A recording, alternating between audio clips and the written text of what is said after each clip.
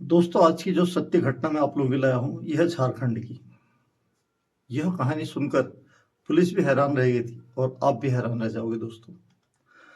दरअसल में 28 नवंबर को खरकई नदी के किनारे एक झाड़ियों में एक 24 वर्षीय महिला का शव खून से लथपथ पड़ा मिला। किसी ने इसकी सूचना पुलिस थाने को दे दी। पुलिस मौके पर पहुंची और उसने शव का पंचनामा भरा और उसे पोस्टमार्टम के लिए भेज दिया। और वहां खड़े लोगों से जिन्होंने देखा था, उनसे उस महिला के बारे में पूछा तो उन सबने अनभिज्ञता जताई। पुलिस ने अज्ञात लोगों के खिलाफ हत्या का मामला दर्ज कर अपनी छानबीन शुरू की।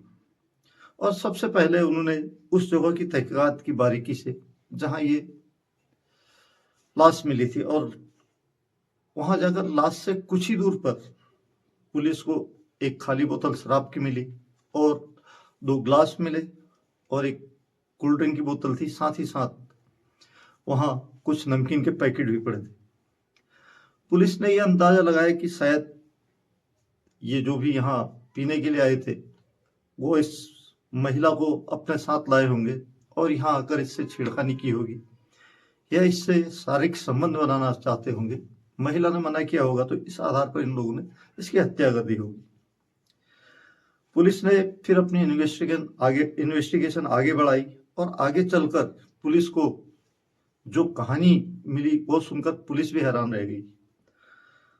नमस्कार दोस्तों, मैं हूं इंद्र सिंह और आप देख रहे हैं मेरा यूट्यूब चैनल क्राइम अब तक 302 में आपका स्वागत करता हूं। दोस्तों, आपसे अनुरोध है हाथ जोड़कर कि इस चैनल को आप सब्सक्राइब कर लीजिए, लाइक कर दीजिए, शेयर कीजिए और अगर आपको ये कंटेंट पसंद आते तो इसको ज़्यादा से ज़्यादा शेयर भी कीजिए। दोस्तों, झारखंड का एक जिला पड़ता है सरायकेला खरसावां, और यही सरायकेला खरसावां में ये इनका थाना भी है। दोस्तों, यहाँ एक 24 वर्षीय महिला जिसका नाम कमला है, ये बदला हुआ नाम है दोस्तों, जो शादीशुदा है, और उसके ही नजदीक में एक 19 वर्षीय लड़का जिसका नाम धनसी राम मुर्मू उर्फ राहुल वो रहता था। राहुल कमला को भाभी भाभी कहकर बुलाता था और उसके घर उसका आना जाना था। तो उसने वो इसी भाभी के नाते उससे मजाक भी कर लिया करता था और जो कमला थी वो बुरा भी नहीं मानती थी। ये मजाक करते करते धीरे धीरे दोनों में अब नजदीकियां बढ़ने लगी। जब नजदीकियां बढ़ने लगी तो फिर दोनों, जो कमला थी और राहुल, दोनों जब भी एकांत मिलता तो अपने जिस्म की प्यास ठंडी कर लेते थे और ये सिलसिला चलता रहा दोस्तों। इस सिलसिले के चलते फिर जब इसकी भनक जो कमला थी उसके पति को लगी तो उसने कमला को समझाया, तो कमला समझ भी गई और उसने अपने पति से वादा किया कि वो अब राहुल से न मिलेगी और नहीं उससे इस तरह के कोई संबंध रखेगी। अब जब जो कमला थी वो राहुल से कटी कटी रहने लगी और उससे बातें भी नहीं करती थी। जब भी राहुल उसके घर आता था वो कट जाती थी किसी बहाने। राहुल समझ नहीं पाया कि ये हो क्या रहा है। आखिरकार राहुल ने उससे पूछा कि भाभी, आप मेरे से अब कटी कटी क्यों रहती है और बात भी नहीं करती अच्छी तरह, न मजाक करती हैं? तो कमला ने कहा, ऐसी कोई बात नहीं है।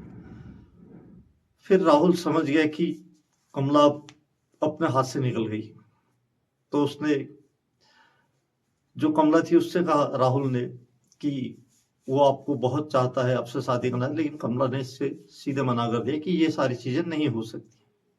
फिर दोस्तों 27 नवंबर को जो राहुल था वो अपने एक दोस्त को लेकर नदी के किनारे गया। वही नदी का नाम जो खरकाई नदी है, उसके किनारे गया। उसने जो कमला थी उसको फोन करके वहां बुलाया अब मिलने के लिए। ये थी शाम को 7 बजे की बात। तो कमला वहां 7 बजे पहुंच गई, जबकि कमला को वहां नहीं जाना चाहिए था क्योंकि अंधेरा हो चुका था और जो नदी थी वो गांव से काफी दूर भी थी। लेकिन कमला चली गई।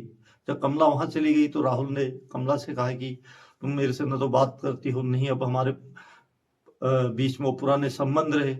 लेकिन कमला ने उसको कहा कि नहीं, ऐसी कोई बात नहीं है, हम लोग कभी मिल नहीं पाएंगे, मगर और जो आपको बात करनी है सिर्फ उतनी बात करो। इसी पर जो राहुल था वो आग बबूला हो गया और उसने वही डिमांड कर दी कि वो उससे आखिरी बार शारीरिक संबंध बनाना चाहता है, लेकिन कमला ने मना कर दिया दोस्तों। और इस पर जब मना कर दिया तो दोनों में लड़ाई झगड़ा हो गया। लड़ाई झगड़ा होने के बाद उसने कमला से कहा, और कमला ने जब एकदम स्पष्ट मना कर दिया तो आग बबूला हो गया। उसने वहीं से एक पत्थर उठाया और कमला के सर पर जोर से वार किया, जिससे कमला बेहोश होकर जमीन पर गिर गई। जमीन पर गिरने के बाद जो राहुल था उसने और उसको कई चोटें मारी, जिससे उसकी मौत हो गई। मौत होने के बाद वो लोग घबरा गए, वहीं उसकी लाश को झाड़ियों में फेंक कर दोनों जो लोग फरार हो गए। तो दोस्तों ये पुलिस ने एक अज्ञात लाश को मरचुरी में रखा था। तो 30 तारीख को उसका पति, जो कमला का पति था, वो थाने पहुंचा। उसने अपनी पत्नी की गुमशुदगी की रिपोर्ट दर्ज कराई। उसने कहा 27 नवंबर को उसकी पत्नी पता नहीं कहाँ चली गई। उसने काफी ढूंढा लेकिन वो मिली नहीं। पुलिस ने जब उसको उस महिला का शव दिखाया तो पहचान गया। उससे पुलिस ने पूछा कि क्या तुम्हारा किसी से कोई दुश्मनी है, या तुम्हारे पत्नी का किसी से कुछ ऐसा बैर है जिससे इसकी हत्या हुई। तो उसने मना किया। उसने लेकिन एक चीज बताया। उसने कहा जो उसके पड़ोस में राहुल नाम का एक व्यक्ति रहता है, धनसीराम मुर्मू, वो उसके घर अक्सर आता जाता था। तो पता नहीं उसके साथ उसकी बीवी के कोई रिलेशन है या नहीं, ये इस पर वो नहीं बता पाया। इसी आधार पर पुलिस ने जो धनसीराम था और राहुल को गिरफ्तार कर थाने ले आई। थाने लेकर जब उससे पूछताछ की तो वो पहले इस पूरी जो हत्या थी उससे अनभिज्ञ बनता रहा, और जब पुलिस ने अपने हिसाब से उससे पूछा तो फंस गया।